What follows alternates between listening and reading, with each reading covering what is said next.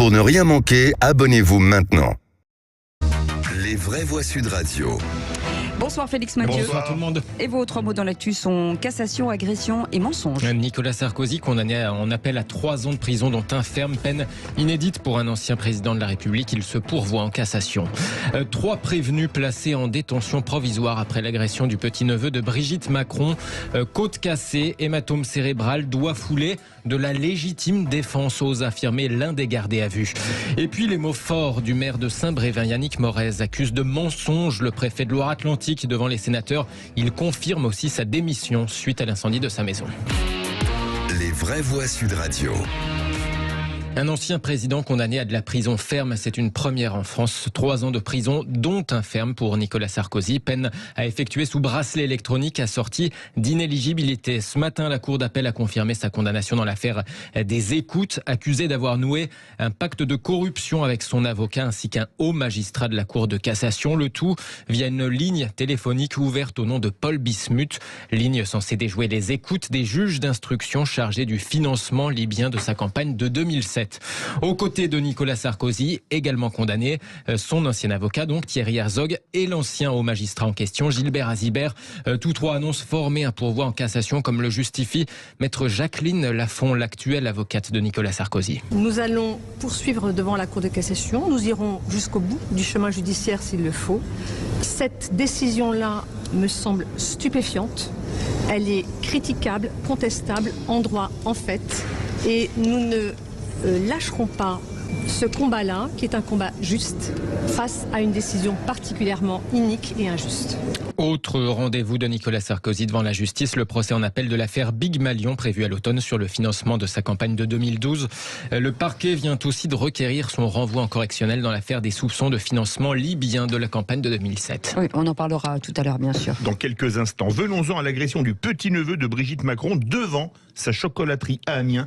3 mises en examen viennent d'être placées en détention provisoire. Un procès prévu dans un peu moins de 3 semaines pour les 3 hommes de 20 à 34 ans. Une adolescente de 16 ans sera présentée à un juge des enfants. Jean-Baptiste Trogneux souffre, selon ses proches, d'une ou 2 côtes cassées, d'un hématome cérébral et de 3 doigts foulés. Tout a dégénéré donc lundi soir. Après l'interview télévisée du chef de l'État, l'un des manifestants gardé à vue puis relâché, Jimmy Lelièvre, ose affirmer aujourd'hui que c'était de la légitime défense. On est parti en manif sauvage, donc du coup une manif non déclarée. On a fait tout le tour du centre-ville et on s'est arrêté devant Jean Trogneux.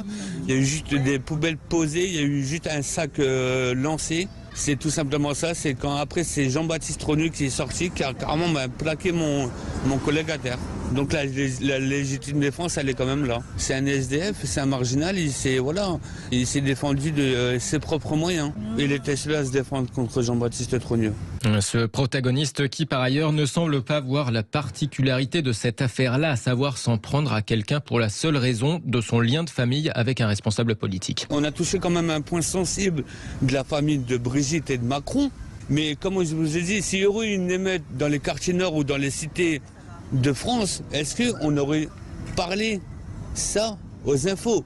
Du tout. C'est là où on a touché quelque chose de cette famille, ça les a touchés. Voilà, tout simplement. Des propos recueillis par l'agence France Presse à Amiens, finalement, donc pas de comparution immédiate à la demande des avocats des 3 prévenus qui seront jugés normalement le 5 juin. Réaction fragile dans 3 semaines. C'est, j'allais dire, sur le plan judiciaire, c'est impeccable. Et il a le droit de dire ce qu'il veut. Il sera sans doute entendu comme témoin. Ce jeune homme, il dira ce qu'il veut. Hein. Il y aura un débat, c'est essentiel. Elisabeth Lévy. Non, j'ai été frappé par la dernière intervention. Cette idée, pourquoi on en parle? Enfin, moi, ça me choque un peu, si vous voulez, ce côté. Mais moi aussi, j'ai eu des victimes, pas de ce monsieur. Ça me choque un peu, si vous voulez, qu'on n'arrive pas simplement à s'intéresser à ce qui s'est passé, sans dire ah oui, mais on n'a pas parlé de machin. Et puis il y a aussi, j'ai aussi entendu ah oui, mais la violence, elle est aussi du côté de Macron. Vous voyez ce que je veux dire? Donc, il y a quand même.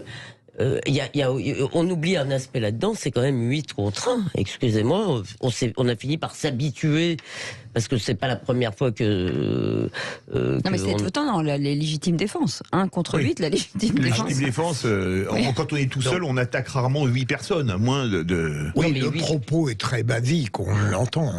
Oui. Olivier d'Artigol.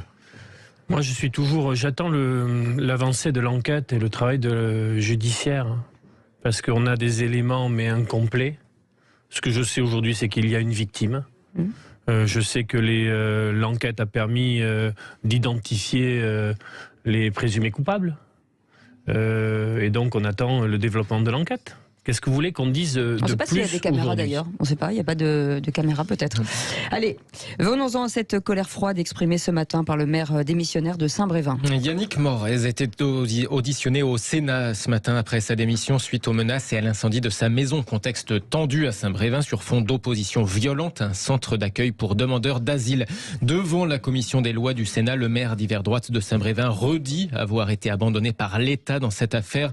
Il ne mâche pas ses mots contre le préfet de la Loire-Atlantique et il confirme vouloir démissionner. Je ne reviendrai pas en arrière. Ma femme ne veut plus rester sur Saint-Brévin. La personne n'est toujours pas arrêtée. Donc c'est ce qu'elle me dit en faisant mes courses. Si ça se trouve, je le croise. Le sous-préfet nous a tout simplement dit, vous savez, moi j'en ai tous les jours des menaces. Le commandant de gendarmerie, vous savez, c'est pas grand-chose. Ce sont simplement des menaces. Voilà, c'est de l'intimidation. Ça ne sert à rien de déposer plainte. De toute façon, on ne fera rien. C'est la liberté d'expression. Vous avez dû voir la communication du préfet après ma démission, quand il dit qu'il a organisé des réunions publiques, je sais pas, de la part d'un préfet, mentir effrontément en public, c'est quand même important, il représente l'État, il sait très bien qu'il n'a pas organisé de réunions publiques, on a toutes les preuves, il suffit de lui demander la date, il ne pourra pas en fournir, il n'en a pas fait. Le maire de Saint-Brévin ce matin devant la commission des lois du Sénat, il sera maintenant reçu dans un peu plus d'une heure par la première ministre Elisabeth Borne à Matignon. Compliqué ce dossier. Moi, ce maire, et j'en parle d'autant plus volontiers qu'on l'avait entendu, si je ne me trompe pas, par visio, c'est ça. À l'époque, j'avais dit, mais sans doute avais-je tort, que métier de maire, c'est tellement extraordinaire que je trouvais dommage qu'il jette l'éponge. Alors ensuite, il y a eu les événements graves qu'il a subis, mais bon, j'ai l'impression qu'il n'y aurait pas ce problème de demandeurs d'asile dans ce village, on ne ferait pas tout un, pardon pour la vulgarité, tout un plat autour de ça. Il y a un autre maire LR qui veut démissionner, ça va devenir une contagion et on va moins en parler. Non, attention, parce que avant l'incendie criminel, il y a des lettres de menaces, il y a une tension dans sa commune qui est exportée, qui arrive d'ailleurs. C'est un candidat reconquête aux législatives des Côtes-d'Armor qui vient sur ce territoire. Il alerte les autorités publiques pour dire, comme maire, je sens que les choses vont dans la mauvaise direction. Il alerte.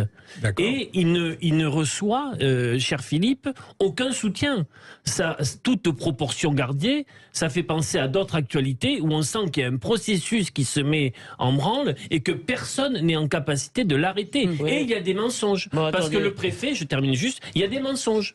Le préfet est pris la main dans le sac, y compris la ministre de la Ruralité, parce que bien sûr, c'est pas très flambant pour eux de se retrouver dans ce scénario. Mais ils n'ont rien fait avec un maire qui dit SOS. Elisabeth Lévy. Non mais moi, je suis désolé, je voudrais quand même reprendre un petit peu le propos de Philippe. D'abord, pour quelqu'un qui attend toujours le résultat des enquêtes, je vous signale que pour cet incendie criminel, bien qu'il y ait une grande probabilité, il n'y a toujours aucune preuve qui soit liée à cela. Je veux dire, c'est peut-être, ça pourrait être tout à fait autre chose. Donc si vous voulez, c'est très facile. Et ce que voulait dire Philippe, c'est que comme c'est supposément, si vous voulez, une cause d'extrême droite, évidemment, on en parle plus et je crois qu'il a raison. Par ailleurs, le problème qui est posé, si vous voulez, c'est que le maire n'a pas pris la décision. Alors, il ne s'agissait pas, en fait, de l'installation, de l'installation de ce centre, mais de son déménagement à côté d'une école. Et il n'y a pas qu'un militant de Reconquête venu des Côtes-d'Armor qui a trouvé ça un peu fort de café. Il y a la moitié des habitants de Saint-Brévin. C'est inexact. Je demande à la rédaction de confirmer, puisque la réunion avec les parents d'élèves qui s'est tenue, une majorité écrasante de parents d'élèves a dit ça ne nous pose pas problème. Il y a 400 demandeurs d'asile. Il y a 400 demandeurs d'asile qui ont déjà été accueillis dans cette ville sans qu'il y ait aucun trouble à l'ordre public. Une majorité de parents d'élèves étaient associés au projet et quelques-uns qui ne souhaitaient pas ce déménagement ont pris contact avec ce monsieur qui avait animé une campagne publique dans la commune de Callac. C'est ça la réalité.